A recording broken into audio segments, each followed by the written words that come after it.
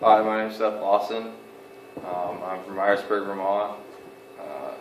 Live on a 90 cow organic dairy farm. I chose to do my presentation on reasons to convert to sand bedded stalls.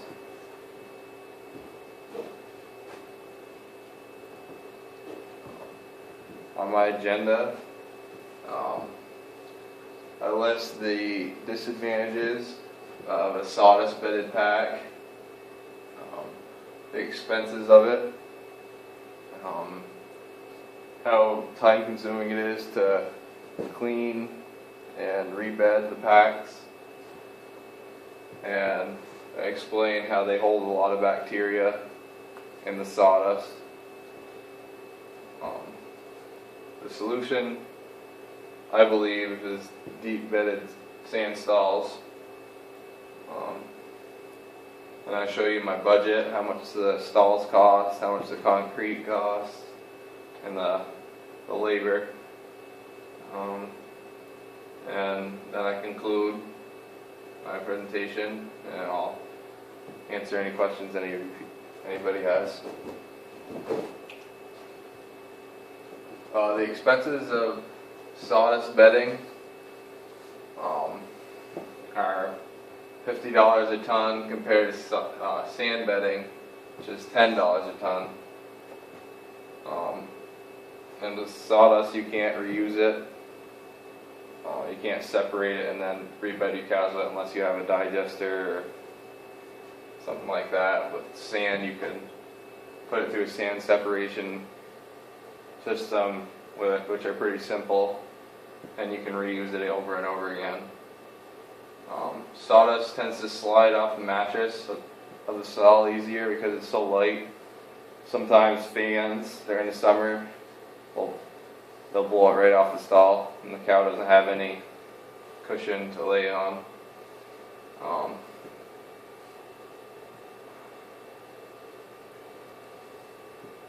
Farmers pay more money on top of the $50 a ton for their sawdust to have it trucked to their farm. Many farmers get big loads, tractor trailer truck loads, instead of smaller loads.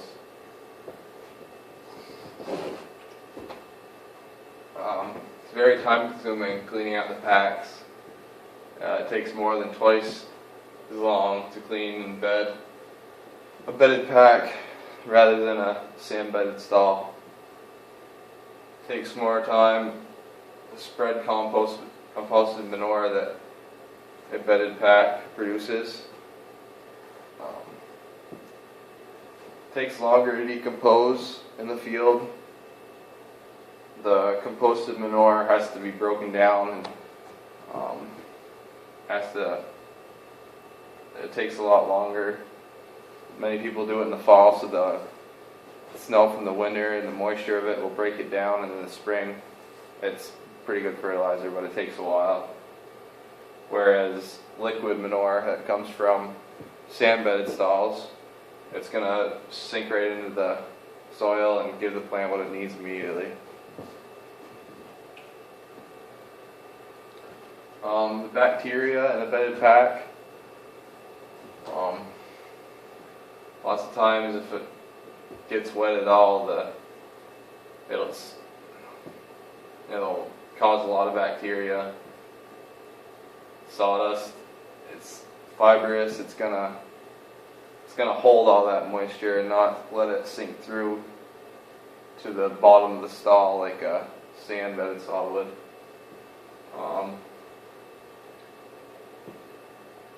All that aids to the spreading of diseases like mastitis and environmental strep. Bedded packs tend to heat if they're not cleaned regularly. Producers claim that their cows have higher somatic cells when they are on sawdust bedded packs rather than sand bedding. And immediately after they switch to the sand bedding, their somatic cell counts dropped and the cows started producing more milk. The solution to this, I believe, is a deeply sand bedded stall. Sand bedding has a comfort level greater than a water mattress for cows. It allows moisture from the cow's urine or whatever to sink to the bottom of the stall where it can't be in contact with the cow, instead of holding it like a sawdust bedding would. Sand bedding is a fifth of the cost of sawdust per ton, which is a lot cheaper, and you can reuse it, so that's good. You don't need to bed your cows as frequently. Some people I've heard of, they've gotten away with only raking out the stalls, and they don't add sand for a couple weeks. This is a sand bedded stall. You see that? All these cows look really comfortable. They can dig down instead of being on a firm mattress where they can't dig in. It helps a lot when a cow's trying to get up. They have a little bit of give so they don't slip as much. Sand bedded cows, they have a lot less bumps and bruises and wear spots where on their hocks and everything because of this.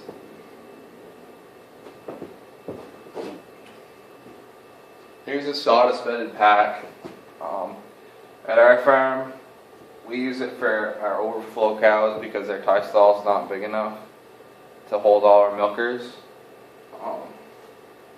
We run about 30 to 40 cows in that, which is too much for a bedded pack of that size, I feel, because I don't know, cows are pretty overcrowded in there, and I feel like a lot of them don't have the room to lay down, or they don't feel safe laying down.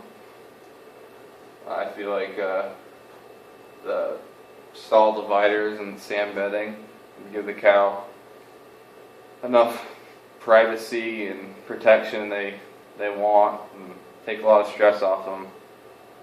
And I'm sure they'd come up and milk if they had a good place to lay down. This is my project budget for the steel frames of for the stalls. For 38 stalls, it was $3,000. I'm installing 2 different waterers on both ends of the barn. Those are $200 a piece, making it $400 in waterers. I wanted to have an overhead door on one end of my barn so I could back the mixer wagon in for my center feed alley. That was going to involve cutting out a whole spot and putting an electric overhead door. That was $600.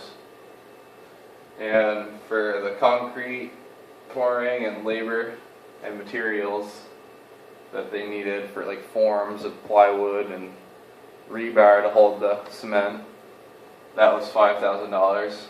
My largest expense out of the whole thing, which always is. Concrete is outrageous these days. It came to a total of $9,000. We could get this project done in a month if we wanted to. It all depends on when we can get the concrete guys there.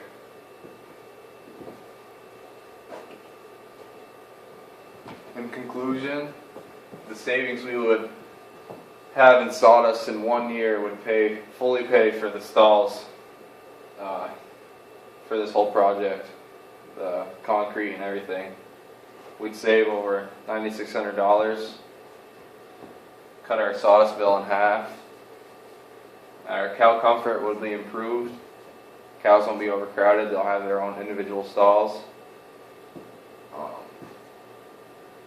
I'm anticipating our somatic cell count to drop after we install these stalls. Cows will produce a higher level milk because they're comfortable. And